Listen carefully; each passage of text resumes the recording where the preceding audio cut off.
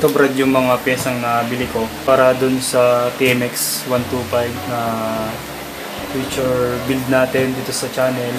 Na-inspired lang ako kasi sa mga kapanood ko. And matagal na talaga na plano kong mag-build aside sa bike. So ito Brad yung nabili ko.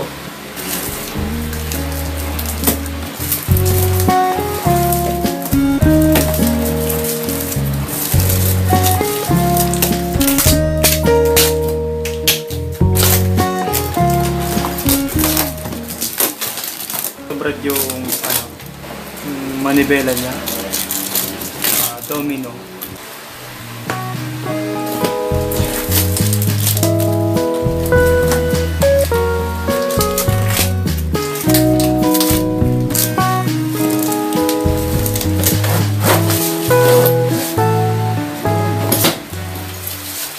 Brad, domino. May ano siya Brad, tawag dito.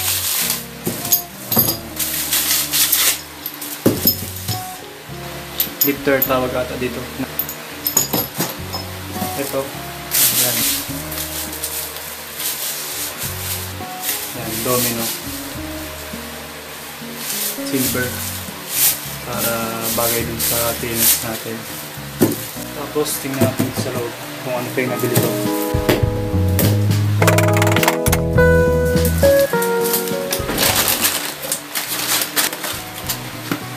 Domino handle grip.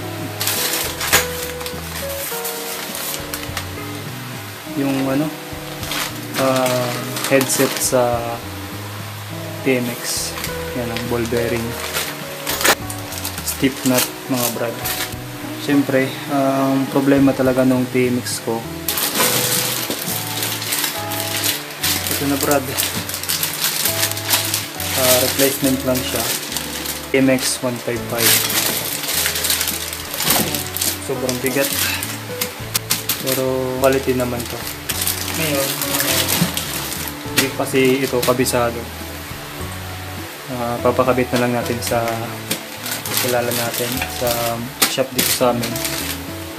So ayan, bali ang gamit nating na headset Brad, kung gagamit kayo ng pang TMX 155 is pang TMX 125 na headset. Same lang sila talaga.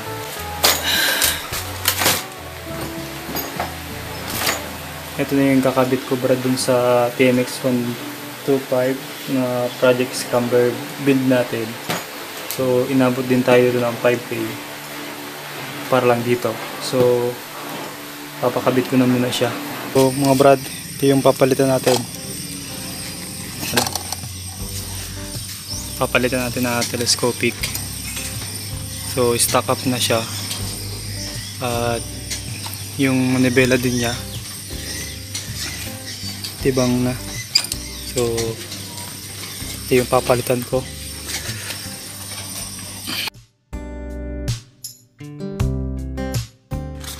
Bali ngayon Brad, meron tayong headlight supporter ata to. Yan. Tapos rubber boots.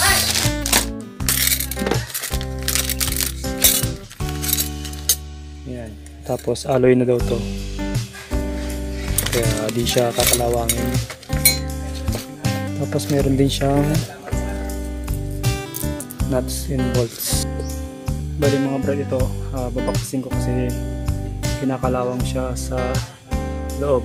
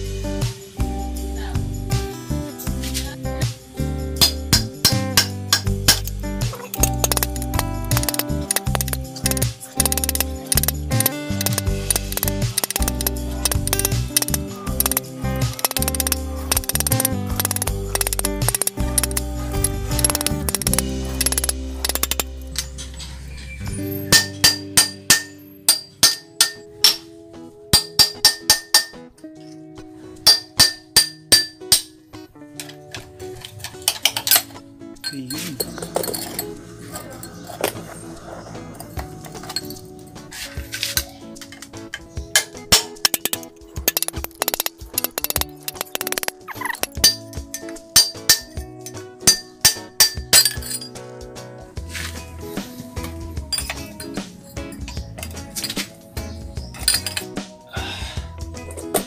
Yan, nabaklas natin, Brad. Ayan. Tapos to, unbolt na natin.